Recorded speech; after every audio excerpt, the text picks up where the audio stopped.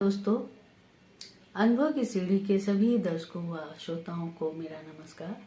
दोस्तों, एक लंबे समय के बाद मैं आपसे रूबरू हो रही हूँ और पुस्तक चर्चा के इस कार्यक्रम में हम बात करते हैं अवधि की एक महत्वपूर्ण कविता संग्रह जियो बहादुर खद्दरधारी। ये किताब वर्ष 2019 में परिकल्पना प्रकाशन दिल्ली से प्रकाशित हुई, जिसका संपादन अटल तिवारी और अमरेंद्र नाथ त्रिपाठी जी ने किया है। ये किताब रफीक शादानी की कविताओं का संकलन है। रफीक शादानी अवधि के बहुत बड़े कवि थे। उनका जन्म मार्च 1934 म्यांमार बर्मा में हुआ।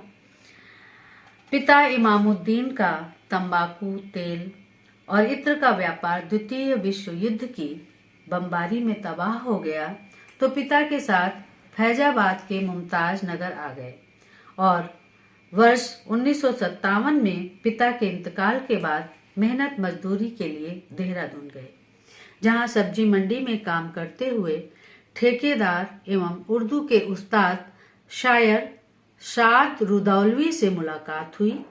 उनकी सोहबत में तुकबंदी करने लगे। कुछ समय बाद उस्ताद का उपनाम शामिल कर रफीक से रफीक शादानी बन गए।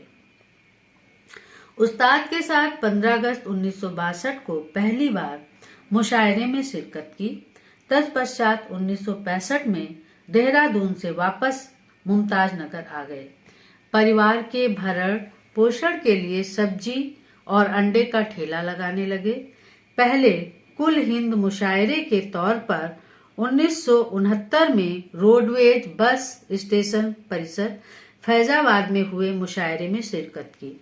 वहीं 7 फरवरी 2010 को राम नारायण सिंह इंटर कॉलेज खजूरी पयागपुर जनपद बहराइच में होने वाले अपने अंतिम अखिल भारतीय कवि सम्मेलन में हिस्सा लिया। यही अंतिम कविता के तौर पर बुझ गए बाती तेल खत्म का पाठ किया। कवि सम्मेलन से लौटते समय 7 फरवरी 2010 की रात डुमरिया डीह जनपद गोंडा उत्तर प्रदेश में सड़क हादसे का शिकार हो गए और 9 फरवरी 2010 को पांडेय नर्सिंग होम जनपद गोंडा में इन्होंने अंतिम सांस ली। दोस्तों, शादानी साहब की शायरी के संबंध में विश्वनाथ प्रसाद त्रिपाठी, जो कि वरिष्ठ आलोचक हैं, उनका कहना है कि रफीक शादानी अवधि के प्रसिद्ध जन कवि हैं, लोक कवि भी हैं। शादानी साहब की भाषा विशेष रूप से आकर्षक है। आकर्षक होने के साथ साथ वह विचारणीय भी है। उनकी कविताओं की भाषा को आप प्रचलित अर्थ में काव्य भाषा नहीं कह सकते, क्योंकि काव्य भाषा विशेष प्रकार की काव्य संस्कृति का संकेत करती है। रफीक शादानी काव्य के ही नहीं, बोली के कवि हैं, और वह भी पूर्वी अवधि, जो फैजाबाद के आसपास बोली जाती है, के कवि हैं। उनकी कविता में साहित्य और लोक साहित्य का भेद मिट गया है। उसमें छंद, बोली, लय और अर्थ परस्पर सब संश्लिष्ट है और आप इसमें से किसी को भी अलग नहीं कर सकते। अलग करने से समूची संरचना क्षतिग्रस्त हो जाएगी। उनकी कविताओं की भाषा यानी वस्तु और रूप पर ध्यान देने के बाद यह कहना उचित होगा कि वह इतनी अखंड है कि उसका कोई भाग समूचे से अलग नहीं किया जा सकता।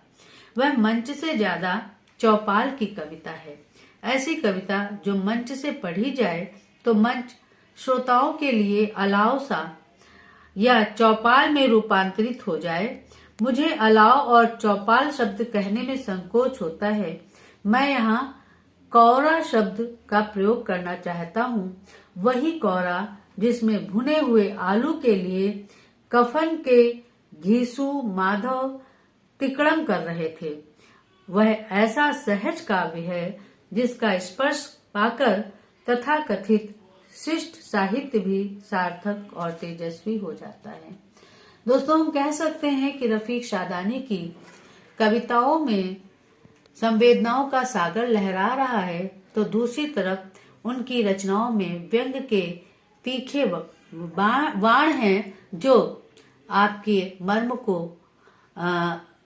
को अंदर तक बींध देते हैं। मैं वानगी के तौर पर उनकी एक कविता जो कि नेताओं के परपंच और उनके छद्म को प्रकाशित करते हैं, मैं उस पर पढ़ना चाहती हूँ। कविता देखिए, जियो बहादुर खद्दरधारी, ये इस किताब का भी शीर्षक है।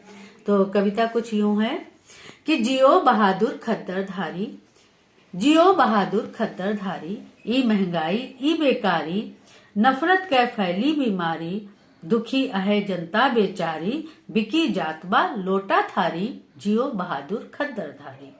सूखा या सैलाब जो आवे, तोहरा बेटवा खुशी मनावे, घर वाली आंगन माँ गावे, मंगल भवन अमंगल हारी, जियो बहादुर खद्दरधारी। और धूमिल भय गांधी कै खादी, पहिरे लागे अवसरवादी, या तो पहिरे बड़े फसादी, देश का लूटो बारी बारी, जियो बहादुर खद्दरधारी। मनमानी हर हाल करत हो, देशवा का कंगाल करत हो, खुद का माला माल करत हो, तोहरे दम से चोर बाजारी, जियो बहादुर खद्दरधारी। और झंडे झंडा रंग बिरंगा, नगर नगर माँ कर्फ्यू दंगा, खुशहाली माँ पड़ा अड़ंगा, हम भूखा तुम खाओ सुहारी, जियो बहादुर खद्दरधारी। और तनके गोरा मनके गंदा, मस्जिद मंदिर नाम पे चंदा, सबसे बढ़िया तोहरा धंधा, ना तो नमाजी ना तो पुजारी, जियो बहादुर खद्दरधारी। और बरखा माँ विद्यालय ढहीगा, बरखा माँ विद्यालय ढहीगा, वही के नीचे टीचर रहेगा, नहर के खुलते दुई पुल बहीगा, और तोहरेन पूत के ठेकेदारी, जियो बहादुर खद्दरधारी। तो दोस्तों, मुझे लगता है कि आपको ये कविता पसंद आई होगी। मैं रफीक शादानी जी की श्रद्धा पूर्वक नमन करती हूँ। फिर मिलेंगे।